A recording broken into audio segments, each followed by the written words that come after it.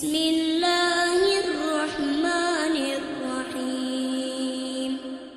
Anda kedudukan biasa, naik luar biasa, maka hambatannya itu akan semakin meningkat, tidak sama dengan sebelumnya. Anda orang kecil, diuji dengan ujian kecil. Anda orang menengah, diuji dengan ujian menengah. Anda kedudukan yang tinggi, maka akan diuji dengan kedudukan yang lebih tinggi lagi. Maaf, Allah tidak akan menguji dedaunan dengan angin yang menerpa akar. Pasti berbeda. Karena angin ketika kedudukan semakin tinggi, maka angin semakin kencang akan menerjangnya. Yuk kita turunkan. Jenis ujiannya bisa 3. Perhatikan baik-baik. Sini. Kedudukan bersanding dengan ujian. Kalau rumus fisikanya, F berbanding lurus dengan P. Gaya berbanding lurus dengan tekanan. Jadi kalau antum misalnya, rumus asalnya F1 sama dengan F2. Gaya gerak sama dengan gaya dorong. Kalau dikembangkan ke sini, tenaga kecil begini, maka yang bunyi kecil. Kalau besar, semakin besar lagi. Nah, memahami rumus ini, F sama dengan P. F berbanding lurus dengan tekanan. Ada gaya tekanan juga yang cukup kuat. Ketika antum pukul kencang, suara kencang. Tapi ini lebih sakit kan? Tekanannya lebih kuat. Itu agak berbeda. Itu dalam persepsi positif. Dalam persepsi negatif juga bisa. Gaya berbanding lurus dengan tekanan. Semakin orang banyak gaya, semakin tertekan hidupnya. Ya? Tanya. Sekarang lihat sini. Rumus ini kalau kita turunkan lewat ayat, am hasibtum an tadkhulul jannata. Apakah Anda akan duga begitu mudah masuk surga? Walamma yatikum matalul ladzina khalau min qablikum. Sementara Allah belum menguji Anda seperti orang dulu yang dijamin surga mendapati ujian. Apa jenis ujiannya? Ini manhaj hidup kita dan kita berhenti di sini. Maaf, saya mungkin hanya 5 ayat dulu untuk hari ini ya. Massatuhumul ba'sa. Ujian pertama disebut dengan ba'sun. Jamahnya ba'sa.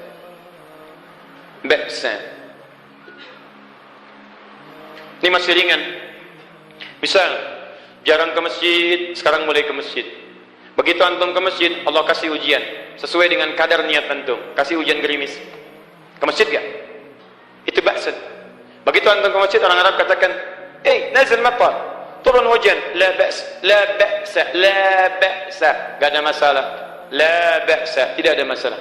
Serap ke dalam bahasa Indonesia lewat labas lewat ringan. Berarti kalau antum diuji dengan yang ringan, maka antum kadarnya masih ringan, akan dinaikkan kepada yang menengah. Hati-hati betul.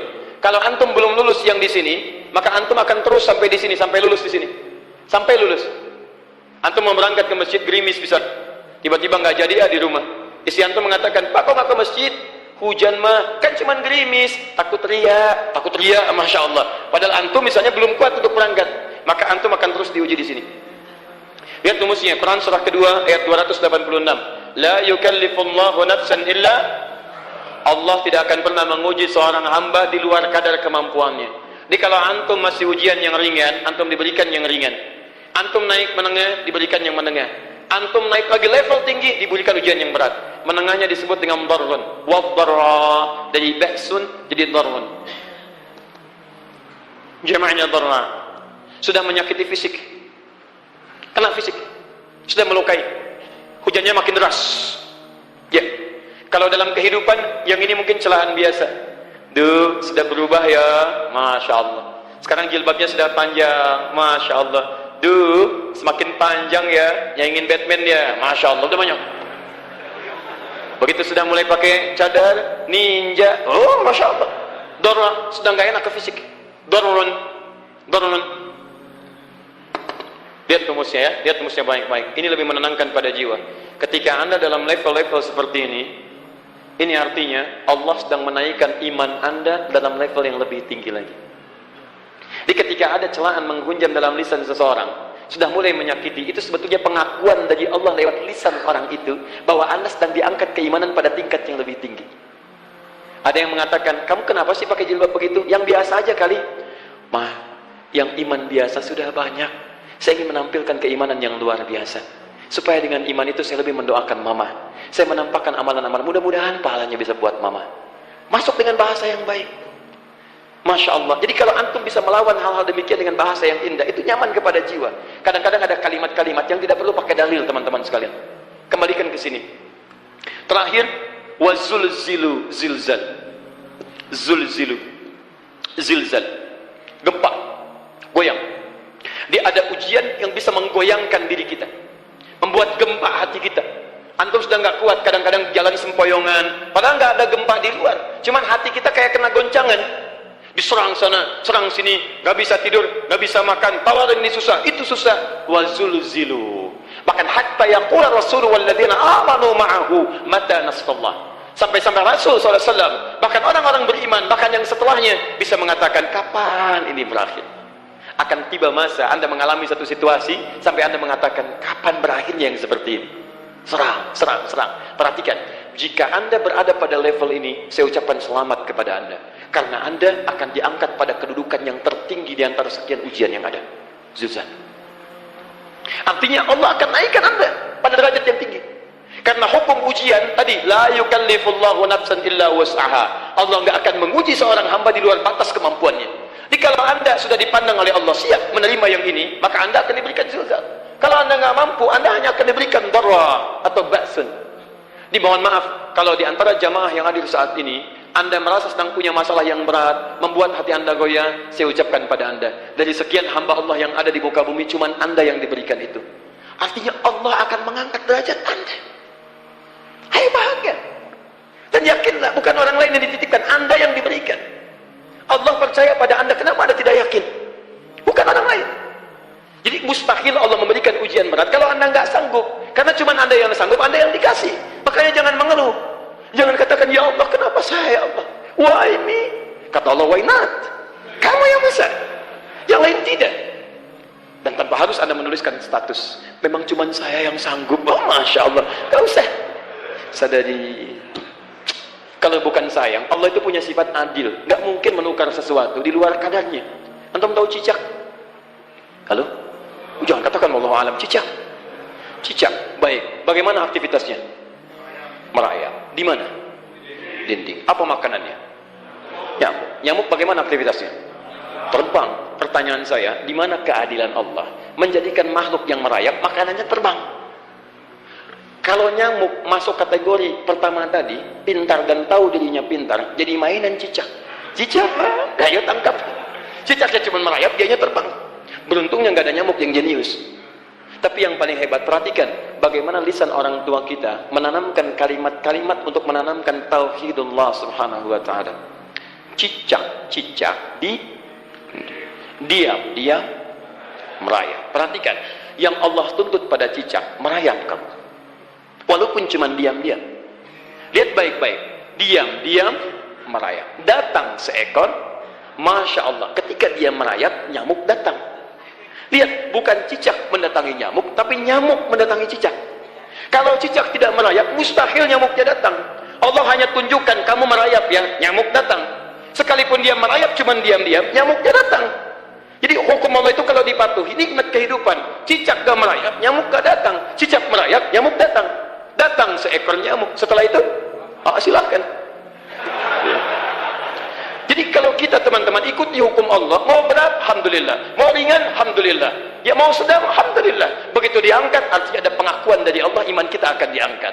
Cuman bahasa Nabi Ya'qub alaihissalam kepada Yusuf alaihissalam mesti ada persiapan dalam mengatasi itu semua. Tidak cukup hanya mendiamkan saja. Maka kata Nabi Ya'qub, jangan kisahkan dulu, bikin dulu pemetaan untuk mudah mengatasi itu semua. Ini poinnya. Anda harus punya rencana. Maka Nabi Ya'qub menyiapkan, bekali dulu ini, siapkan itu. Kalau ambil ke aspek teori untuk kita sekarang, tafsir dari ini untuk menyelesaikan solusi di Quran surah kedua ayat 214 tadi, maka jawabannya ada di Quran surah ketiga ayat 142, paling kiri sebelah atas. Ini kanan sebelah bawah, ini kiri sebelah atas. Dan awal ayatnya dibuka dengan kalimat yang sama. Perhatikan, Al-Baqarah ayat 214 kalimatnya menggunakan am hasibtum an tadkhulul jannah. Ali Imran 142 am hasibtum an tadkhulul jannah.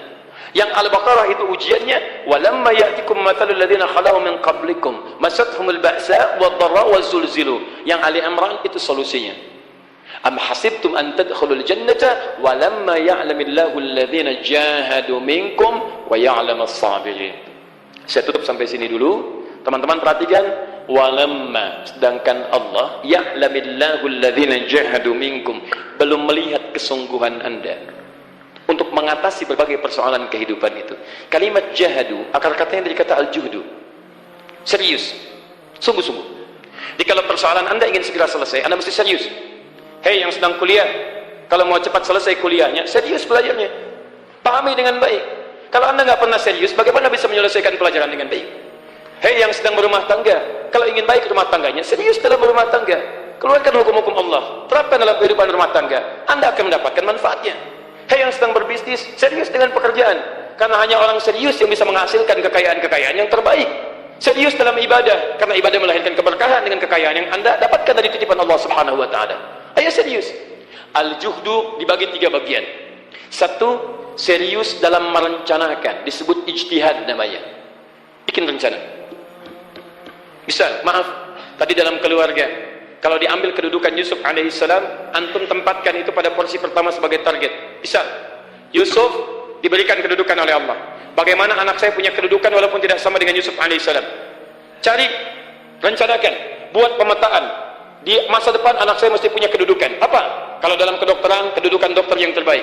Kalau dalam bisnis, pengusaha yang terbaik. Misal, kalau dalam pemerintahan, jangan tanggung-tanggung, jadi presiden, jadi itu. Anda turunkan kemudian pendidikannya dari situ. Ijtihad direncanakan. Masuknya lewat sini, lewat sini, lewat sini, lewat sini.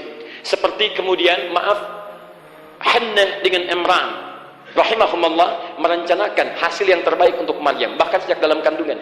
Quran surah ketiga Ali Imran dari ayat 35 sampai 37, paling kiri pertengahan sampai bawah. Idh qalat imra'atu Imran rabbi inni nazartu, bahkan nazartu ma fi batni muharrara, saya bernazar anak saya yang lahir ini akan punya kedudukan dekat dengan Allah Subhanahu wa taala. Di sejak bayi direncanakan mau jadi apa.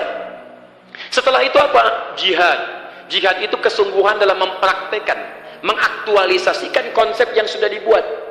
Jangan sampai cuma berdoa tapi doanya tidak disandingkan dengan ikhtiar, nggak nyambung. Makanya ketika lahir ada jihad dengan doa. Falamma wada'at faqalat rabbi inni wada'tuha untha, ayat 36-nya. Wallahu a'lamu bima wada'at wa laysa dzakaru kal untha. Lihat, wa inni sammaituha Maryam wa inni wa'idhuha bika wa dzurriyyataha minasyaitonir rajim. Doa. Setelah berdoa apa? Teruskan. Bagian akhirnya ayat 37-nya. Maaf teman-teman, tidak cukup dengan doa. Karena Maryam masih dekat dengan Allah, punya kedudukan, dia mesti dirawat oleh orang yang paling saleh. Cari Nabi Zakaria, orang saleh. Mesti merawat. Tempatnya mesti netral dari keburukan, bikin mihrab. Jadi tempat dibuatkan, orang soleh merawat, doa dipanjatkan, doa berbanding lurus dengan ikhtiar. Apa yang terjadi? Ayat 37-nya. Fataqabbalaha rabbuha biqabulin hasanin wa ambataha nabatan hasana. Maka Allah Subhanahu wa taala menerima usaha orang tua ini. Doanya diterima, ikhtiarnya diterima. Jadi kalau antum mengambil ayat tadi, diterapkan dalam kehidupan, rencanakan teman-teman sekalian. Anak mau sekolah di mana? Mau jadi apa? Turunkan ke bawahnya. Oh, dia mau jadi dokter yang hafal Quran, turunkan. Pendidikannya di sini sampai paling kecilnya. Siapa gurunya yang dekat dengan Allah? Sekolahnya yang menjauhkan dari hal-hal keburukan, sampai satpamnya soleh, securitynya soleh, koperasinya orang-orang soleh, gurunya orang-orang soleh. Hadirkan. Kalau ikhtiarnya sudah nyambung dengan doa, maka fataqabbalallah, taqabbalaha rabbuha. Diterima Maryam, antum diterima. Jadi kadang-kadang yang nggak nyambung ini begini, doanya nggak nyambung dengan ikhtiar, itu masalahnya. Ya Allah, mohon ya Rabb, jadikan anak saya rajin sholat, hafal Al-Quran, tapi ditempatkan di sekolah yang tidak pernah mengajarkan sholat, nggak nyambung. Ditempatkan di tempat yang tidak pernah mengajarkan Quran, tidak nyambung. Nggak ada kesamaan di situ. Maka Nabi Ya'qub alaihissalam memberikan gambaran kepada anaknya, nah, kamu akan punya kedudukan begini, hati-hati, setiap ada kedudukan akan ada rintangan, kamu harus punya rencana untuk merencanakan solusi-solusi terbaik untuk itu. Kemudian yang terakhir, ini yang paling hebat, mujahadah, perjuangan melawan emosi. Karena tidak sedikit tantangan itu, maaf, yang berat itu bukan menghadapi fisiknya, tapi menghadapi diri kita sendiri. Mau ke masjid, malas, itu yang susah dihadapi dibandingkan dengan hujan. Hujan ada payung, malas mau pakai apa? Maaf, menurun, semangat turun, malas datang, kecewa datang, pesimis datang, lawan, namanya mujahadah. Gabungkan ketiganya, isi dengan sabar. Wa ya'lamus sabirin.